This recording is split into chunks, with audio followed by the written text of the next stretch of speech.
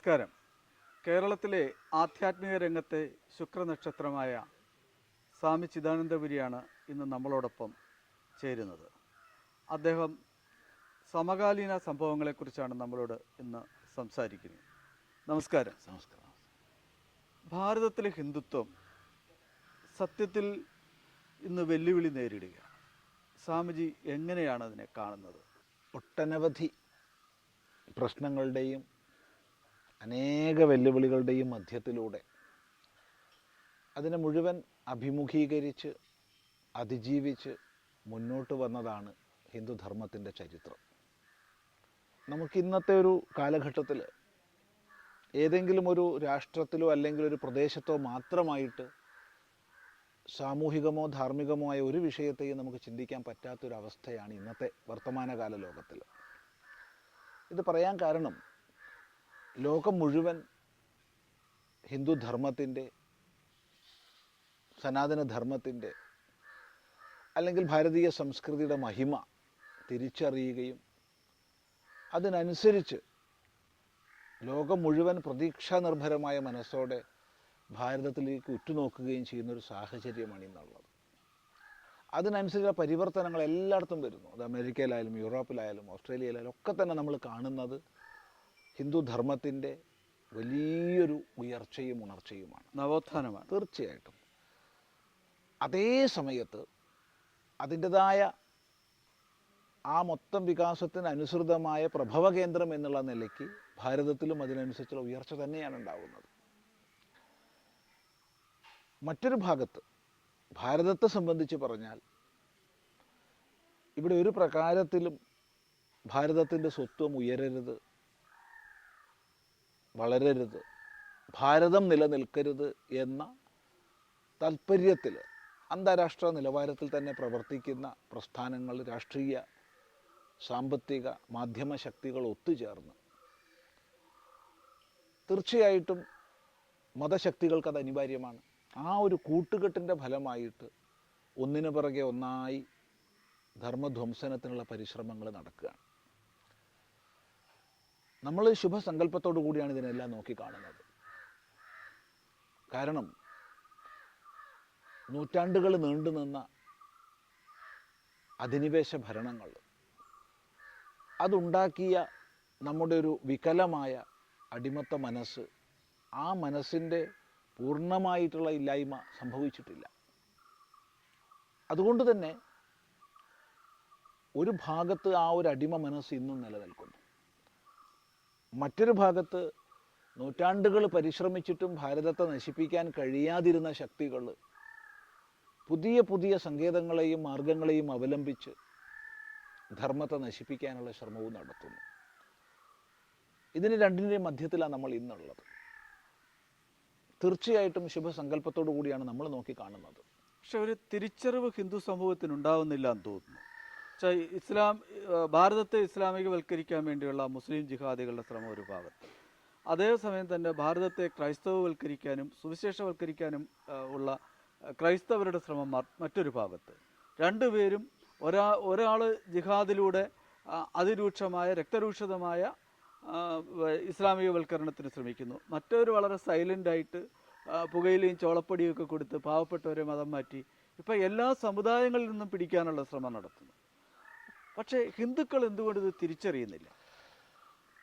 വളരെ വലിയൊരു ദുരവസ്ഥ തന്നെയാണ് ചൂണ്ടിക്കാണിക്കപ്പെട്ടത്. തിരിച്ചറിവ് ഉണ്ടാവുന്നുണ്ട്, മതിയാവുന്നില്ല. എത്രയോ ആചാര്യന്മാരുടെയും പ്രസ്ഥാനങ്ങളുടെയും പ്രവർത്തന ഫലമായിട്ട് നിസ്സംശയം നമുക്ക് പറയാം, ഒരു 5-6 ദശകങ്ങൾക്ക് മുമ്പുള്ള അവസ്ഥയല്ല ഇന്നത്തെ ഹിന്ദുവിൻ്റെ അവസ്ഥ. 10-20 ദശകങ്ങൾക്ക് മുമ്പുള്ള അവസ്ഥയല്ല ഇന്നത്തെ ഹിന്ദുവിൻ്റെ അവസ്ഥ. തീർച്ചയായിട്ടും ഉണർവുണ്ടാവുന്നുണ്ട്. പക്ഷേ ആ ഉണർവ് വർത്തമാനകാല പ്രതിസന്ധികളെ തുലനം ചെയ്ത് ചിന്തിക്കുമ്പോൾ പലപ്പോഴും മതിയാവുന്നില്ല എന്നുള്ളതാണ് വിഷയം. ഇവിടെ അടിസ്ഥാനപരമായി ഭാരതം രക്ഷപ്പെടണമെങ്കിൽ മതത്തിൻ്റെ അടിസ്ഥാനത്തിൽ സമൂഹത്തെ രണ്ടായി വിഭജിക്കുകയും ആ വിഭജനത്തിൻ്റെ അടിസ്ഥാനത്തിൽ, ഞാൻ ഉദ്ദേശിച്ചത് മജോറിറ്റി മൈനോറിറ്റി എന്ന് രണ്ടായി വിഭജിക്കുകയും ഭരണഘടന തന്നെ അതിൻ്റെ അടിസ്ഥാനത്തിൽ എല്ലാ ആനുകൂല്യങ്ങളും അല്ലെങ്കിൽ സർക്കാർ നടപടികളും നടപ്പിലാക്കപ്പെടുകയും ചെയ്യുന്ന സാഹചര്യം നിലനിൽക്കുന്ന കാലത്തോളം വോട്ട് ബാങ്ക് രാഷ്ട്രീയമുണ്ടാവും. വോട്ട് ബാങ്ക് രാഷ്ട്രീയത്തിൻ്റെ പേരിലാണ് ഇന്ന് ഭാരതത്തിൽ പ്രശ്നങ്ങളുള്ളത്. അതിനെ പ്രീതിപ്പെടുത്താനും അതിനനുസരിച്ച് രാഷ്ട്ര താല്പര്യത്തിന് വിരുദ്ധമായി പ്രവർത്തിക്കാനും മത്സരിക്കുന്ന രാഷ്ട്രീയ പാർട്ടികളാണ് നമ്മുടെ ചുറ്റുമുള്ളത്. മാധ്യമങ്ങളുടെ ഉടമസ്ഥത പ്രായേണ അത്തരം പ്രവർത്തനങ്ങൾക്ക് വഴിയൊരുക്കുന്നതാണ്. ഈ രണ്ടും ചേർന്നുണ്ടാക്കുന്ന ഒരു സമൂഹ മനസ്സ്, അതാണ് ഇന്ന് നമുക്ക് ഏറ്റവും വലിയൊരു പ്രശ്നമായിട്ട് നമ്മൾ നോക്കിക്കാണുന്നത്. ഇതിൻ്റെ പരിഹാരം ഏകീകൃത പൗരത്വ നിയമമല്ലേ? ഏകീകൃത പൗരത്വ നിയമം തീർച്ചയായിട്ടും, പക്ഷേ അത് മാത്രം മതിയാവില്ല. എന്തുകൊണ്ടെന്നാൽ ഏകീകൃത സിവിൽ നിയമങ്ങൾ വന്നാൽ തന്നെയും സിവിൽ നടപടികളിലുള്ള ഏകതയാണ് അതുകൊണ്ട് സംഭവിക്കുക. അടിസ്ഥാനപരമായി ഭരണഘടന മജോറിറ്റി മൈനോറിറ്റി എന്ന് രണ്ടായി വിഭജിച്ചത് ഇല്ലാതാവണം. ഒന്നാമത്തെ വിഷയം, എന്താണ് മൈനോറിറ്റി എന്നുള്ളത് ഭരണഘടന നിർവചിച്ചിട്ടില്ല, ഡിഫൈൻ ചെയ്യപ്പെട്ടിട്ടില്ല. ലിംഗ്വിസ്റ്റിക് മൈനോറിറ്റി, റിലീജിയസ് മൈനോറിറ്റി എന്ന് രണ്ട് മൈനോറിറ്റി ഐഡൻറ്റിഫൈ ചെയ്തിട്ടുണ്ടെന്നല്ലാതെ നിർവചിച്ചിട്ടില്ല. എത്ര ശതമാനം വരെ എന്നുള്ള വ്യക്തമായ ഒരു മാനദണ്ഡം ഒന്നുമില്ല. ഇപ്പോൾ ഭൂരിപക്ഷമുള്ള സ്ഥലങ്ങളിൽ, ഇപ്പോൾ ഒരു ഇസ്ലാമിക ഭൂരിപക്ഷ പ്രദേശം, ആ ഇസ്ലാമിക ഭൂരിപക്ഷ പ്രദേശത്തും അതൊരു മൈനോറിറ്റിയാണ്. കേവലം മജോറിറ്റി മുസ്ലിം എന്ന് മാത്രം പറഞ്ഞാൽ പോരാ, 90% മുസ്ലിം ആണെങ്കിലും അവർ മൈനോറിറ്റി റൈറ്റാണ് അനുഭവിക്കുന്നത്. അപ്പോൾ എന്താണ് മൈനോറിറ്റി, എത്ര വരെയാണ് മൈനോറിറ്റി, നിർവചിക്കാത്ത കാലത്തോളം ഈ പ്രശ്നം തുടരുകയാണ്. അപ്പോൾ ഒരു രാഷ്ട്രമാണെങ്കിൽ ആ രാഷ്ട്രത്തിൽ ഒരു നിയമം, ഒരു നയം, ഒരു പൗരൻ, ഹിന്ദു ആവട്ടെ, ക്രിസ്ത്യാനി ആവട്ടെ, മുസൽമാനാകട്ടെ, മതമില്ലാത്തവനാകട്ടെ, ആരോ ആവട്ടെ, രാഷ്ട്രത്തിലെ പൗരൻ ഒന്നായിരിക്കണം. ഇനി ഒരു പ്രകാരത്തിലും സർക്കാർ മതത്തിൻ്റെ അടിസ്ഥാനത്തിൽ ഒരു പരിഗണനയും ചെയ്യുന്നില്ല വെച്ചാൽ നമുക്ക് പ്രശ്നമില്ല. ഇന്നതല്ല സ്ഥിതി.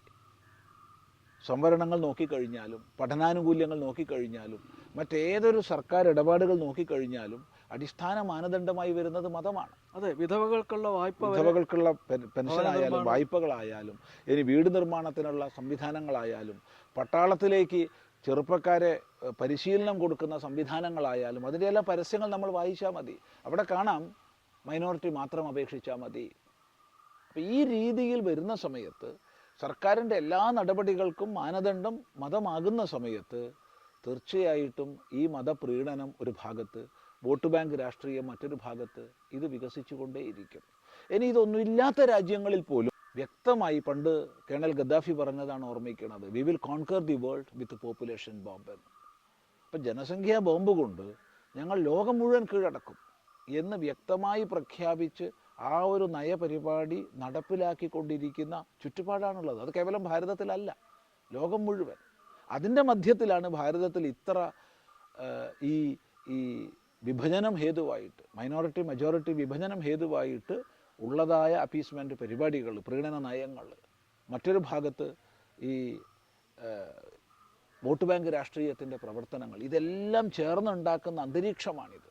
നമുക്ക് ഓരോ നയവും കണ്ടാൽ നമുക്ക് മനസ്സിലാവും. ഇപ്പോൾ രാഷ്ട്രീയ പാർട്ടികളെ സംബന്ധിച്ച് നമ്മളൊരു പാർട്ടിയെയും പേരെടുത്ത് പറയുന്നില്ല. ഒരു പാർട്ടിയെ സംബന്ധിച്ച് ഒരു മതത്തോടും അനുകൂലമോ പ്രതികൂലമോ ഇല്ല, സത്യസന്ധമായി പറയുകയാണെങ്കിൽ.